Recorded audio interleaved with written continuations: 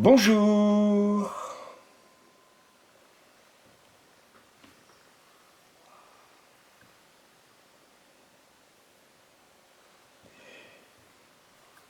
Une vibration se détermine par une séquence qui se reproduit dans l'espace après un certain temps.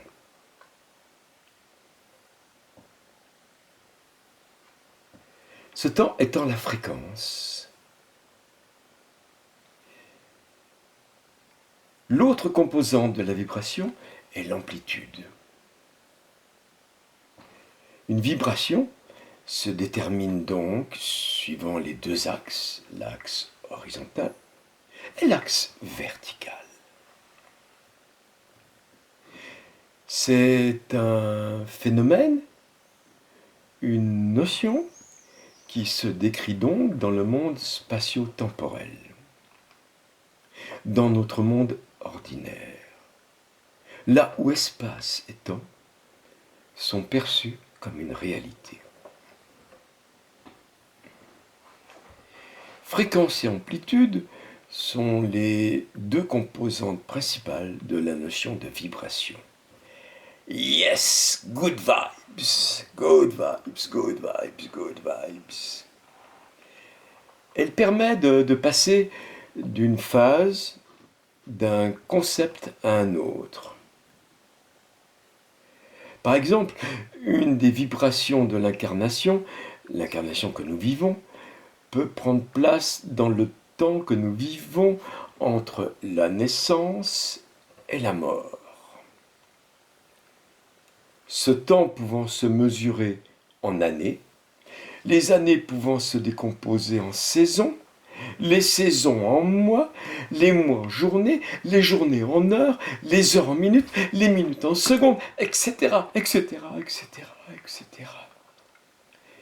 Cette vibration annuelle, traversant alors les 4 saisons, soit 4 ondes différentes, soit 4 modes différents. Si la fréquence est d'un jour, soit 24 heures, le mouvement traverse alors le jour et la nuit. Une vibration induit la notion d'onde. Le rythme cardiaque, par exemple, est une onde, l'électrocardiogramme. La respiration est une onde. La journée de 24 heures est une onde. Le rythme des saisons est aussi une onde. Toutes ces ondes s'inscrivent dans les mouvements de cette présente incarnation. Elles ont toutes naturellement une phase d'action et une phase de repos. Une phase d'action, une phase de repos. Le cœur travaille pendant la contraction, la systole, et se repose pendant le relâchement, la diastole. La respiration agit dans l'inspire, l'expire étant la phase de repos.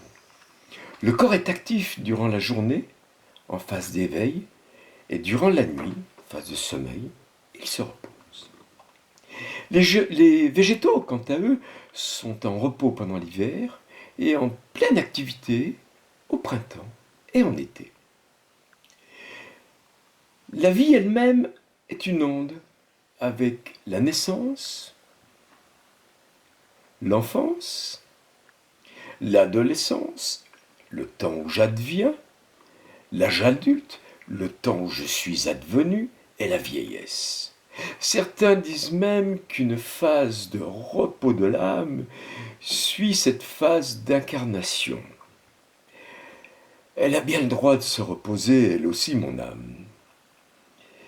Cette notion de vibration, d'onde, semble donc indissociable du concept de vie. Fréquence intérieure et extérieure, harmonisation, passage, phases intermédiaires, endroit de la séparation, la chrysalide. Bien sûr, le passage du monde de l'adolescence au monde adulte, quand un garçon devient un homme et quand une fille devient une femme, ce passage se fait normalement, progressivement et linéairement. tout du moins dans l'apparence, du monde ordinaire dans lequel nous vivons, mais dans une autre vibration qui est aussi moi, qui est aussi toi. Il est question de passer d'un monde à un autre avec des responsabilités différentes, avec un statut différent, avec des possibles différents. Un peu comme la chenille qui, nidifiée dans sa chrysalide, devient papillon. Ça y est, j'ai déménagé, j'y suis, je suis. Les anciens, et encore de nos jours les peuples premiers, bien conscients de cette nécessité de continuité entre les mondes, ont recours au rituel de passage. Un rituel de passage, c'est comme qui dirait un mariage, un pont entre l'avant et l'après. Un pont dans cette vie entre l'onde précédente et la suivante. Dans le passage vers l'âge d'adulte. Le rituel est alors un pont entre l'avant et l'après. Ce rituel présuppose aussi que le groupe social soit prêt à accueillir le postulant. Les hommes acceptant d'accueillir ce nouveau frère, les femmes acceptant d'être dans l'accueil de cette nouvelle sœur. Hommes et femmes acceptant d'être forcément différents par la venue de ce nouvel homme, par la venue de cette nouvelle femme.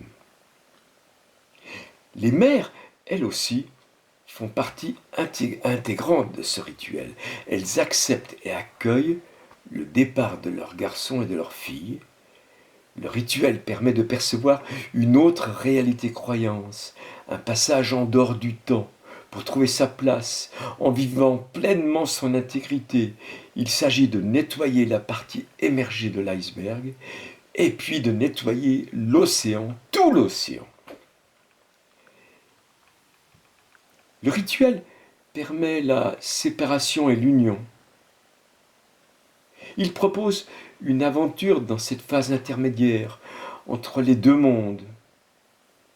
Il propose un mariage entre ces mondes et de faire de sa vie dans ce nouveau monde un véritable chef-d'œuvre et de faire de sa vie dans ce nouveau monde d'adulte un chef-d'œuvre. Passage d'une phase à une autre, passage d'une onde à une autre. Certains sont codifiés, naissance, mort, nouvel an, permis de conduire, permis de bien se conduire, bac, etc. Mais dans le monde actuel, pratiquement tous les rituels modernes sont dissociés du monde spirituel. Les choses se font avec ce que je fais, sans les resituer dans le ce que je suis initial. Et je suis une âme. Certains rituels se font une fois dans le cycle d'une incarnation.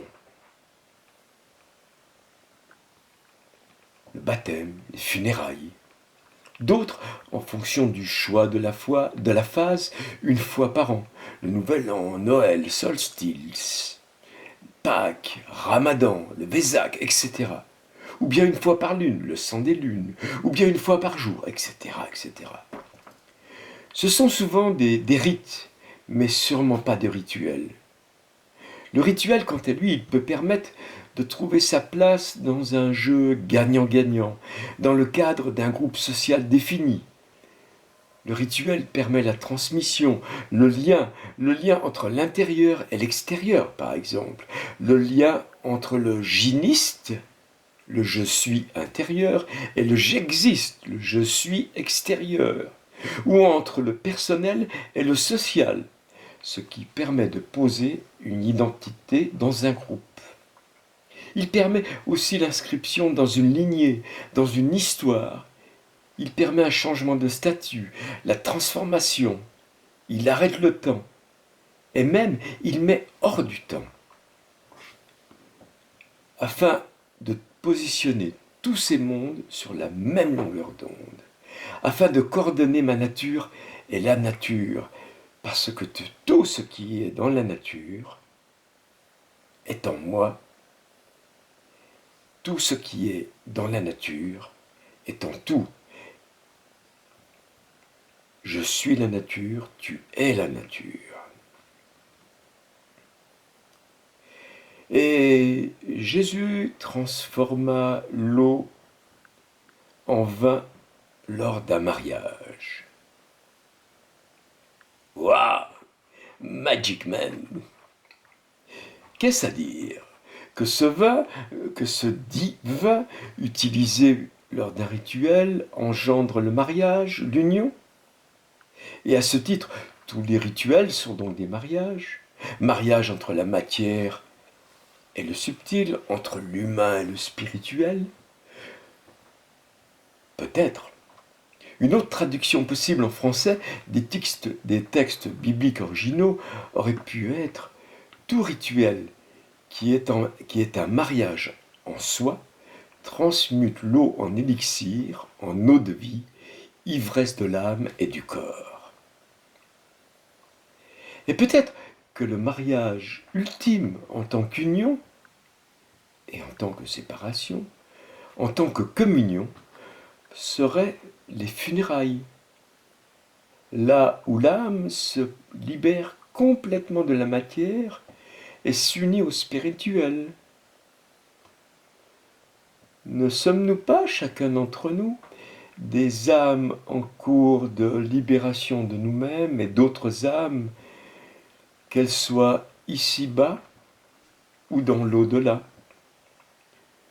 Nous sommes des âmes en libération de nous-mêmes et d'autres âmes, qu'elles soient ici-bas ou dans l'au-delà. Alors,